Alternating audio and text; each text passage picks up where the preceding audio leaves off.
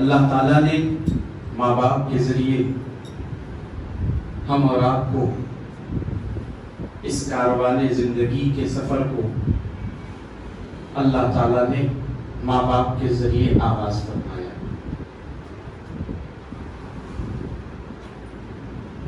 قرآن مجید میں احادیث کریمہ میں بارہا ماں باپ کی عظمت، عزت، شان و شوکت بیان فرمائی گئی ہے۔ کہیں پر اللہ تعالیٰ نے قرآن مجید میں ارشاد فرمایا کہ اپنے ماں باپ کو اف تک نہ کہو۔ رسول اللہ صلی اللہ علیہ وسلم نے ارشاد فرمایا باپ جنت کے دروازوں میں سے بیچ کا دروازہ ہے، ماں کے قدموں کے نیچے جنت ہے۔ رسول اللہ صلی اللہ علیہ وسلم نے مزید ارشاد فرمایا کہ اگر تم میں سے کوئی شخص ماں باپ کو پائے اور ان کی خدمت نہ کرے تو حضور نے ایسے شخص کے لیے بد دعا فرمائی۔ ارشاد فرمایا کہ ہلاک اور برباد ہو جائے وہ شخص جس نے ماں باپ کو پایا ہو اور ان کی خدمت نہ کی ہو۔ ماں باپ کی عظمت، ماں باپ کی شان و شوکت ایک اولاد پر عیاں ہونی چاہیے۔ اتنا ہی کافی ہے کہ اولاد یہ سوچ لے کہ ہم دنیا میں آئے ہیں تو کس کے ذریعے آئے ہیں، اور جب دنیا میں آئے تو ہم کتنے لاچار تھے، نہ بول پاتے، نہ کھا پاتے، نہ پانی پی سکتے، نہ غلاظت کر سکتے تھے، اور اگر کر لیں تو پھر صاف نہیں کر سکتے تھے، نہ چل سکتے تھے، نہ تکلیف کا اظہار کر سکتے تھے۔ اگر انسان اتنا خیال کرے کہ ہم راتوں کو نہیں سوتے تھے تو ہماری خاطر ہمارے والدین بھی راتوں کو نہیں سوتے تھے۔ دن بھر والد کام کے لیے جاتے تھے، رات کو آرام کا وقت ہوتا تھا، اس کے باوجود بھی والد محترم ہمارے لیے جاگتے رہے۔ دن بھر ماں گھر کے کام کاج کرتی رہی، جھاڑو پوچھا، برتن پکانا، کھلانا، دیکھنا دکھانا، ماں سب کچھ کرتی رہی۔ جب رات کا وقت آیا، آرام کرنے کا وقت آیا تو ماں بس بچے کی خدمت میں لگی ہوئی ہے۔ وہ غلاظت کر رہا ہے تو صاف کر رہی ہے، بھوک سے بلک رہا ہے تو دودھ پلا رہی ہے، بخار میں بھنا جا رہا ہے تو لے کر ٹہل رہی ہے، کبھی اپنے پلوں سے اس کو پوچھ رہی ہے، کبھی کھاندے پہ ڈال کر اللہ سے دعائیں اور منتیں مانگ رہی ہے کہ میرے لال کو ٹھیک کر دے۔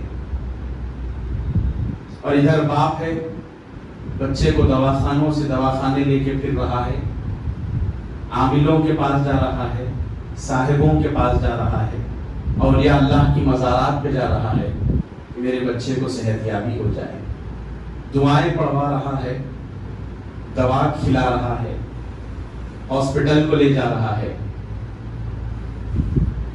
اگر اس کے جیب میں پیسے نہیں ہے تب بھی وہ اپنے بچوں کے لیے قرضہ لے گا، قرضہ لے کے اپنے بچوں کی صحت کو درست کر لے گا۔ اگر انسان اتنا ہی خیال کر لے کہ ہمارے ماں باپ کے احسان ہم پر کتنے ہیں،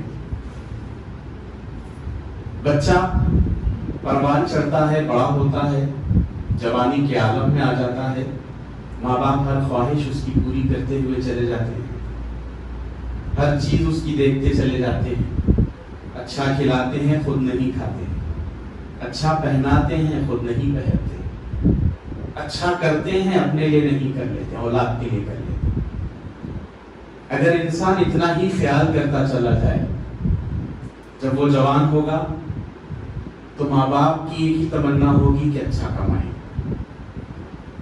اس کی شادی ہو جائے، اس کے بچوں کو ہم دیکھیں، یہ خوش رہے اپنی زندگی میں، اور یہ بڑا ہوگا، شادی کرے گا، اور شادی کرنے کے بعد خدا نخواستہ اگر بیوی کی باتوں میں آ کر ماں باپ کو برا بھلا اگر کہتے ہیں، غلطی سے بھی اگر ماں باپ کا دل دکھ جائے، تو پھر ان سارے احسانات کا کیا جو تمہارے پیدا ہونے سے لے کر تمہاری شادی ہونے تک انہوں نے تم پر کیا۔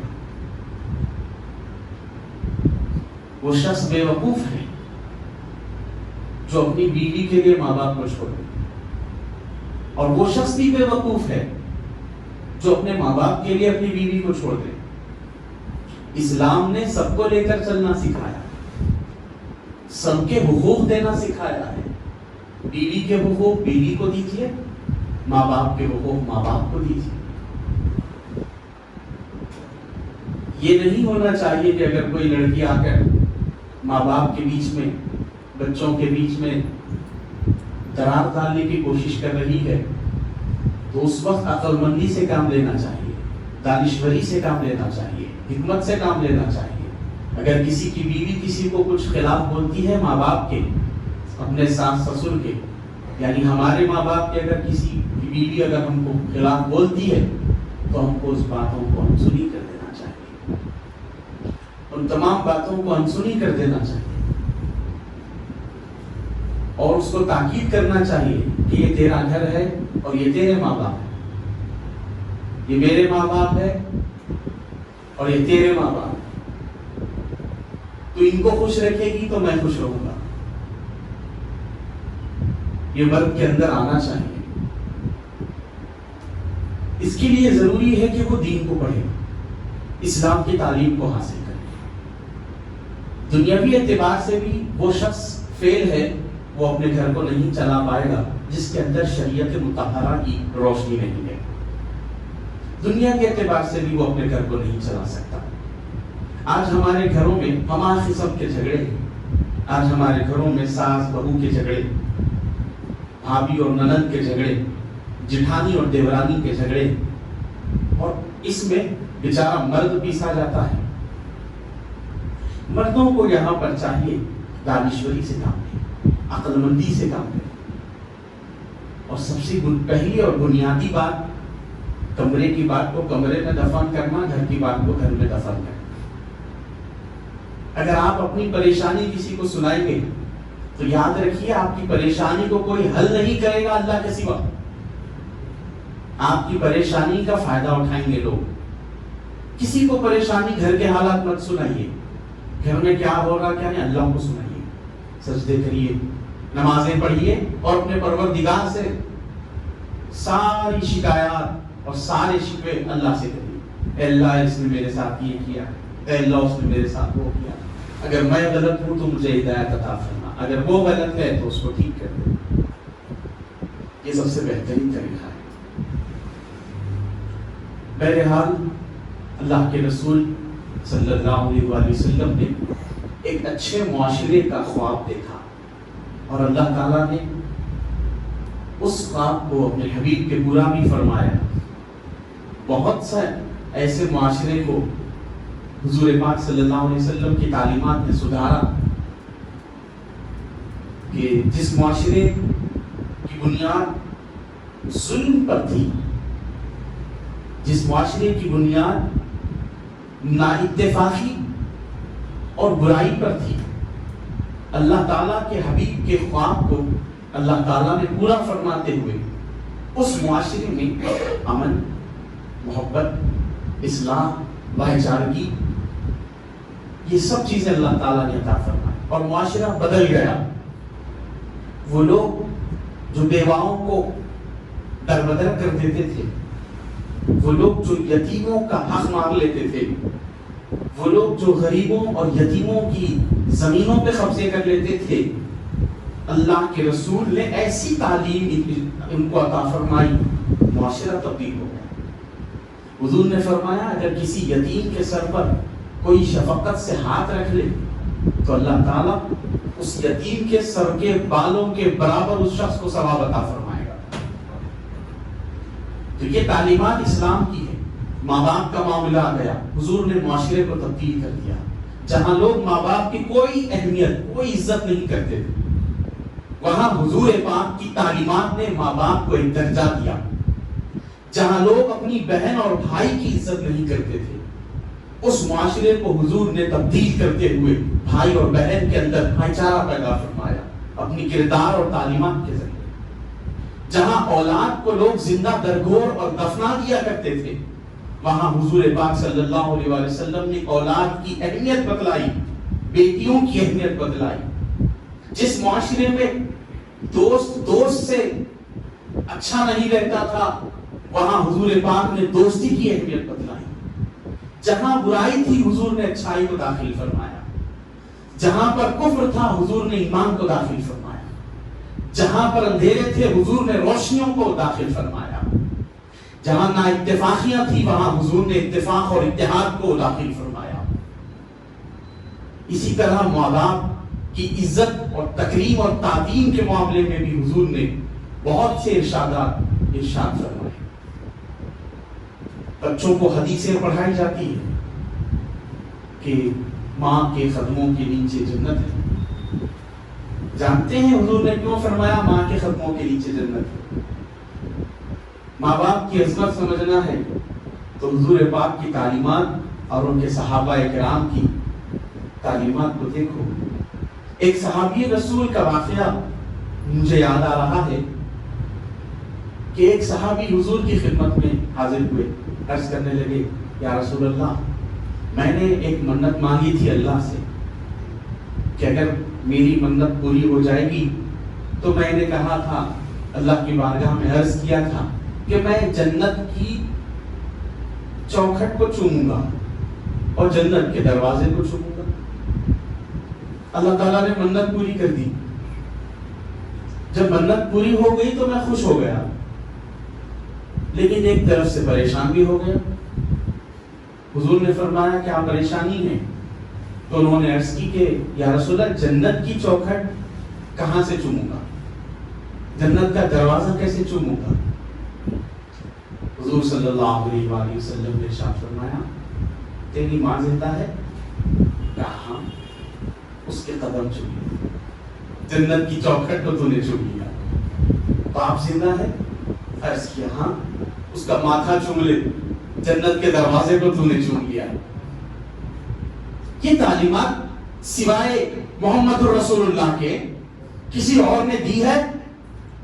تو ہم اسی محمد رسول اللہ کی امت ہو کر اگر ہمارے ماں باپ پریشانی میں ہیں، بیمار ہیں، بوڑھے ہیں، ضعیف ہیں، اگر ہم ان کے ساتھ اگر برتاؤ چینج کر دیتے ہیں، اگر ان کے ساتھ ہم رویے بدل دیتے ہیں، بیوی کے آنے پر یا ماں باپ کے بوڑھے ہو جانے پر اگر ہم اپنے ماں باپ کے ساتھ بدتمیزیاں کرنے لگ جائیں، تو کیا محمد رسول اللہ کا دل نہیں دکھے گا؟ ہم انہی کی امت ہے جس نبی نے یہ تعلیم دی ہے، اپنے صحابی سے کہہ رہے ہیں کہ جاؤ۔ ایک صحابی آئے اور ایک واقعہ مجھے یاد آیا، آگے عرض کرنے لگے، نوجوان تھے، جذبہ تھا جنگ لڑنے کا، دلیر، بہادر، حضور کی بارگاہ میں عرض کیا، یا رسول اللہ، میں آج آپ کے ساتھ جنگ میں شریک ہونا چاہتا ہوں۔ حضور نے سر تابا قدم ان پر نظر ڈالی، فرمایا ماں باپ زندہ ہے؟ کہا ہاں۔ جاؤ ان کی خدمت کرو کہ یہ اللہ کی راہ میں جہاد کرنے سے بہتر ہے۔ ماں باپ کی خدمت کرو کہ اللہ کی راہ میں جہاد کرنے سے بہتر ہے۔ حضور پاک صلی اللہ علیہ وآلہ وسلم کے ان ارشادات سے کیا معلوم ہوا کہ رسول اللہ صلی اللہ علیہ وآلہ وسلم نے اولاد اور ماں باپ کے رشتے کو کتنا مضبوط کرنے کی حضور نے کوشش کی ہے۔ اپنے ارشادات اور اپنے بیانات اور اپنے کردار سے سرکار دو عالم صلی اللہ علیہ وآلہ وسلم کہیں سے گزر رہے تھے تو حضور پاک صلی اللہ علیہ وآلہ وسلم رک گئے اور اچانک ایک طرف پلٹ کر رونے لگے۔ لوگوں نے عرض کی، یا رسول اللہ، اچانک یہ رونے کی وجہ؟ تو حضور پاک صلی اللہ علیہ وسلم نے ایک جگہ کی نشاندہی فرمائی، لکڑی سے ایک جگہ کی نشاندہی فرمائی اور فرمایا کہ یہ میری والدہ سیدہ آمنہ کی مزار ہے۔ حضور پاک صلی اللہ علیہ وسلم نے خوب روتے ہوئے اپنی ماں کی مزار کو حضور پاک صلی اللہ علیہ وسلم نے تعمیر فرمائی اور کھڑے ہو کر کے دعا کی اور ارشاد فرمایا اپنے صحابہ سے کہ جن کے والدین گھروں میں زندہ ہیں ان کی خیر مناؤ، تم ان کی خدمت کرو، ان کے ساتھ اچھا برتاؤ رکھو، اگرچہ کہ وہ بڑھاپے کی وجہ سے، بیماریوں کی وجہ سے، زندگی کی ٹھوکریں کھاتے کھاتے چھڑچھڑے ہو جاتے ہیں لوگ۔ ایک عمر میں آنے کے بعد آدمی کا ہر چیز کا جو لمٹ ہوتی ہے وہ ختم ہونے لگتی ہے، برداشت کا مادہ بھی ہے ختم ہونے لگتا ہے۔ اگر کوئی بوڑھا یا بوڑھی ماں یا بوڑھا باپ چھڑچھڑا ہو جاتا ہے طبیعت میں، تو پھر ہم کو چاہیے کہ ہم ان کو ایسی خوشیاں عطا کرنے کی کوشش کریں جن سے ان کا چھڑچھڑاپن دور ہو۔ ہم ان کے ساتھ ایسا سلوک کریں، ایسا برتاؤ کریں کہ ان کی جو بیماری ہے وہ تو اللہ ہی ان کو شفا دے، لیکن ہمارے یہاں کہاوت مشہور ہے کہ بیمار سے اچھی بات کر لو تو اس کی آدھی بیماری ختم ہو جاتی ہے نا؟ اچھی بات کریں اپنے ماں باپ سے۔ ماں باپ کیا چاہتے ہیں بچوں سے؟ اچھی بات، وقت، ٹائم، اپنے ماں باپ کو ٹائم دو، ان سے اچھی بات کرو، ہنسو ان کے ساتھ، ہنسو بولو، اپنے دل کی ساری باتیں ان کے سامنے رکھو، ان کو دوست سمجھو، وہ غیر نہیں ہے۔ جس طرح تم باہر دوستوں کو ہر بات سناتے ہو، میں آپ سے ایک راز کی بات بتاؤں، کوئی تمہارا دوست نہیں، کوئی کسی کا نہیں ہے دنیا میں، یہ نفسا نفسی کا دور ہے، کوئی دوست کسی کے دوست کے کام آنے والا نہیں۔ اگر تم کو سچی دوستی کرنی ہے تو اپنے باپ سے کرو، سچی دوستی کرنی ہے تو ماں سے کرو۔ ماں باپ سے اچھا بیسٹ فرینڈ تم کو پوری زندگی میں کہیں پہ بھی نہیں ملے گا۔ یہ میرا چیلنج ہے، آزما کے دیکھ لو، آزما کے دیکھ لو۔ دنیا سوائے دھوکے کے تم کو کچھ نہیں دے گی۔ ایک خیر خواہ اگر کوئی ہے، تمہاری بھلائی اگر کوئی چاہتا ہے تو وہ صرف تمہارے ماں باپ، صرف تمہارے ماں باپ ہے، صرف تمہارے ماں باپ۔ کوئی تیسرا شخص نہیں ہے جو تمہاری خیر خواہی چاہے گا۔ تمہارا اچھا سوچنے والا صرف تمہارا باپ، تمہارا اچھا چاہنے والی صرف تمہاری ماں، بس تیسرا کوئی نہیں ہے اس جہاں میں اللہ اس کے رسول کے سوا۔ بہرحال ماں باپ جن کے زندہ ہیں، اللہ ان کو حیات عطا فرمائے، ان کو صحت عطا فرمائے، عمر ان کی طویل فرمائے، اور جن کے گزر گئے ان کی مغفرت فرمائے۔ ماں باپ کی جو عظمت ہے، کسی یتیم سے پوچھو باپ کیا چیز ہے، ماں کیا چیز ہے، ان سے پوچھو جن کے گزر گئے۔ اللہ تعالیٰ سب کے ماں باپ کو سلامت رکھے، یہ اللہ تعالیٰ کی بہت بڑی نعمت ہے۔ باپ جب تک زندہ ہوتا ہے وہ اپنے بچوں کے لیے ریڑھ کی ہڈی ہے، پورے گھر کی ریڑھ کی ہڈی ہوتا ہے۔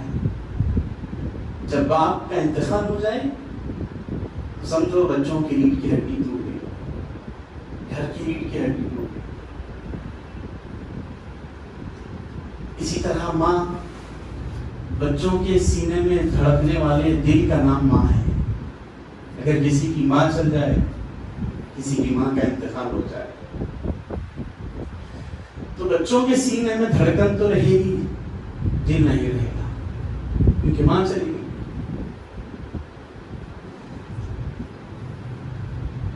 کوئی بھی شے، کوئی بھی نعمت ہمارے سمجھ میں اس وقت آتی ہے جب وہ ہم سے چھین لی جاتی ہے۔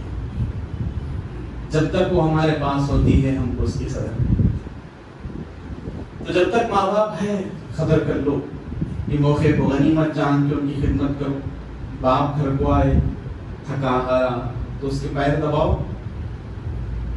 माँ थकी हारी चूल्हे से बाहर निकले, घर का काम काज करके थक जाए, उसके बाजू बैठो, उसके हाथ पांव दबाओ, अच्छी बात करो। अपने लिए जो पसंद करते हो अपने माँ बाप के लिए भी पसंद करो। अपने लिए कपड़े खरीदने जा रहे हो अपने माँ बाप के लिए भी लो। अपने लिए कोई चीज खाने की खरीदने जा रहे हैं अपने माँ बाप के लिए भी लो, अपने बच्चों के लिए भी लो, अपनी बीवी बहन के लिए भी लो। ये इस्लाम ने आपको तालीम दी है।